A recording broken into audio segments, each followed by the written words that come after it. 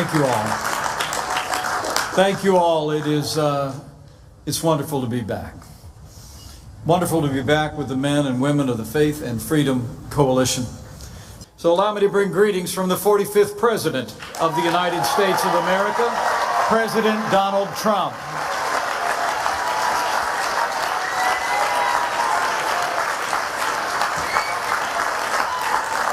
You know, starting you off this week, the President said, and I quote, "Americans' belief in God has forged the character of our country and made our nation a light unto the world."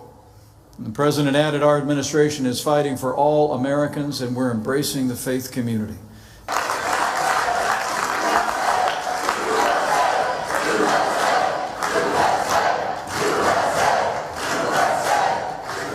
But as we all know, the foundation of our prosperity is security, and on that count, the President's been busy as well. After years where we saw reckless cutbacks in our military, at a time when we took office, there were literally American military aircraft that were grounded so they could be used as spare parts for other aircraft to keep them in the air. Thanks to this President's leadership and our strong allies in the Congress of the United States, President Trump signed the largest increase in our national defense since the days of Ronald Reagan. We're rebuilding our military. We're restoring the arsenal of democracy, and we are once again giving our soldiers, sailors, airmen, Marines, and Coast Guard the resources and training they deserve. This President's put Iran on notice. It will no longer tolerate their malign activity or their spread of terrorism in the world. We've brought North Korea to the negotiating table. The President's on the Korean Peninsula as we speak and will be headed to the DMZ maybe before this dinner is out. And we've taken the fight to radical Islamic terrorists on our terms, on their soil. And thanks to the courage of our men and women of the United States Armed Forces and this Commander-in-Chief, the last inch of territory controlled by ISIS has been captured. The black flag of the Caliphate flies no more over the territory they once controlled.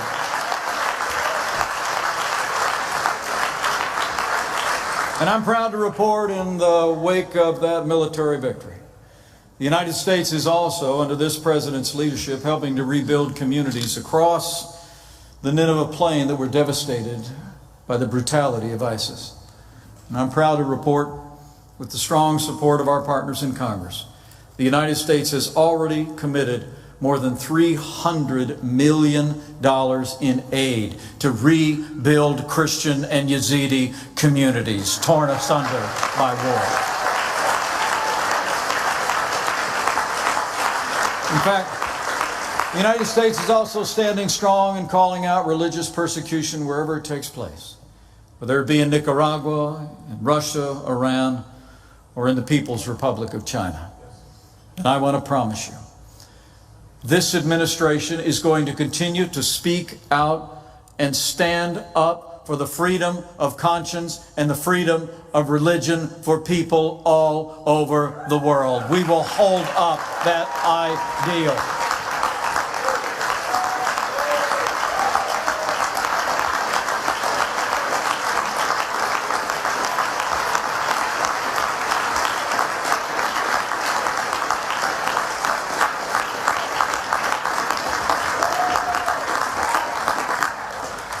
Men and women, persecuted Christians around the world deserve our prayers. And I promise you that they will always have the support of the United States of America.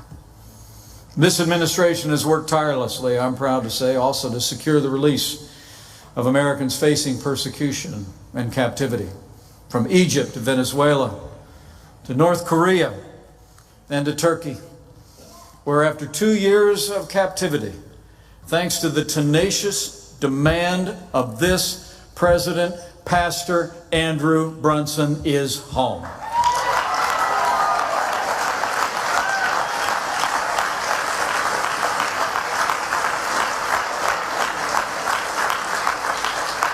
So we've stood up for people of faith and our most cherished values on the world stage, but as you all know and have been such a big part, we've also been standing for those values here at home. since the very first day of this administration.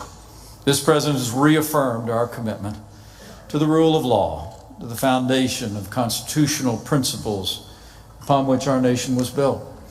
This president has actually appointed more judges to our federal court of appeals in the last 2 years than any president in American history. And they are all principled conservatives who will uphold the God-given liberties enshrined in our Constitution, like the freedom of religion, the freedom of speech, and the Second Amendment right to keep and bear arms.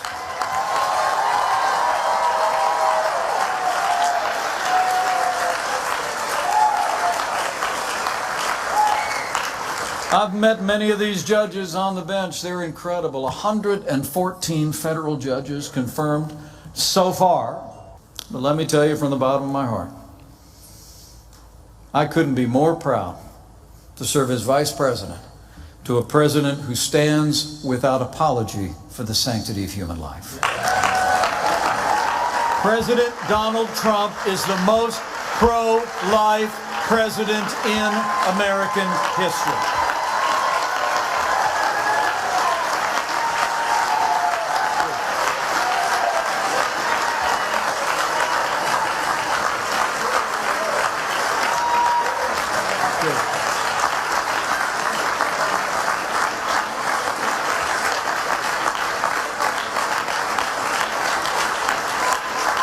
I mean, in one of the president's very first acts, he reinstated the Mexico City policy to make sure that taxpayer dollars wouldn't be used to promote abortion overseas, or to promote or provide abortion overseas or around the world.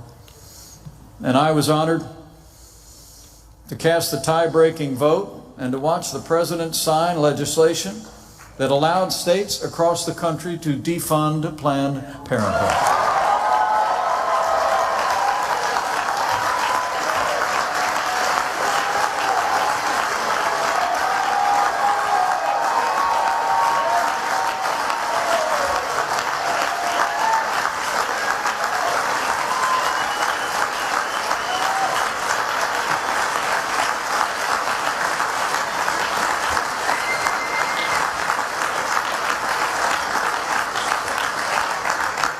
There's now a broad national realization of what the president and I have been saying for more than a year. We have a crisis at our southern border. And it's like we've never seen before. We're actually on track this year for nearly 1 million people to come across our southern border, to take advantage of loopholes in our laws. And for the first time in history, the majority of them are families that are being enticed by human traffickers who charge them $5,000 a person by most estimates. They're enticed to pay cash to be taken on the long and dangerous journey north to our border. And it's a dangerous journey, fraught with unspeakable violence. 70% of illegal immigrants, once they present at the border, report being victims of violence along the way. And maybe most remarkable of all, after spending the last 6 months denying there was a crisis at our southern border, and doing nothing while our courageous and compassionate Customs and Border Protection personnel were overwhelmed by that crisis, now some Democrats want to lecture us about their moral concern for the people caught up in this crisis. And let me be clear on this point.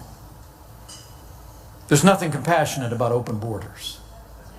There's nothing compassionate about refusing to change the laws that human traffickers use to take advantage of poor families. Those who would advocate open borders, free health care for illegal immigrants, and making illegal immigration legal are making it easier for human traffickers to mistreat poor and vulnerable families. That is morally wrong, and that has got to stop.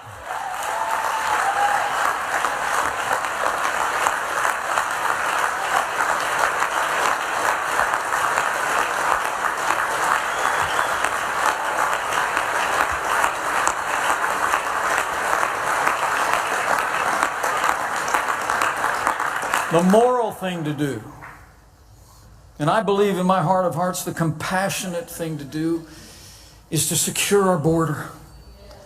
Provide humanitarian support to families that are being exploited by these criminal syndicates. Reform our asylum laws and send a deafening message south of the border that if you want to come to the United States of America, you must come legally or not at all.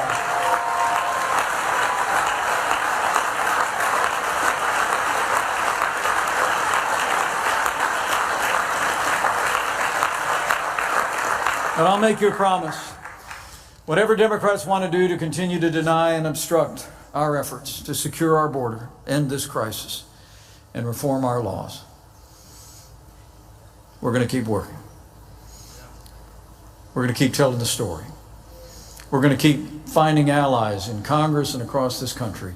And we're going to fix this broken immigration system once and for all.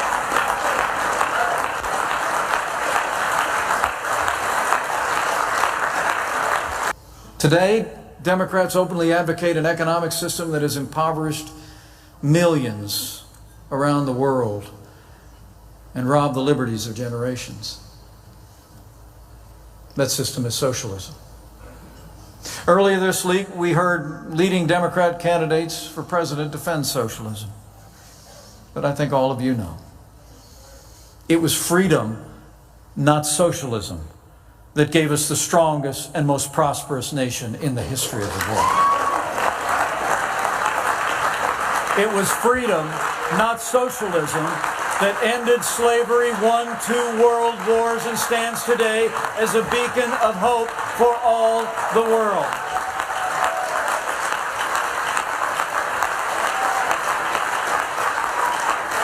And so as this debate begins the next 18 months, we must resolve here to say, as the President said in his State of the Union address, America will never be a socialist country.